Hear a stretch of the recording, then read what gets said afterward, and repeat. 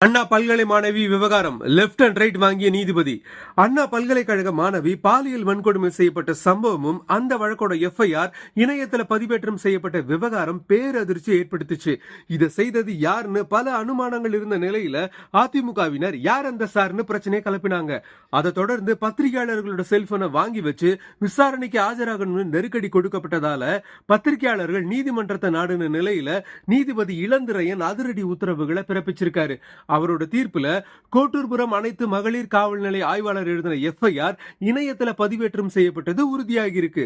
FIR எழுதினவர் அனுமதி இல்லாம அது பதிவேற்றம் செய்யப்பட வாய்ப்பில்லை. தொழில்நுட்ப கோளாறு காரணமா இப்படி நடந்ததா சென்னை மாநகர காவல் ஆணையரும் பத்திரிகையாளர்கள் சந்திப்புல சொன்னதா நீதிபதி தன்னோட உத்தரவு குறிப்பிட்டிருக்காரு.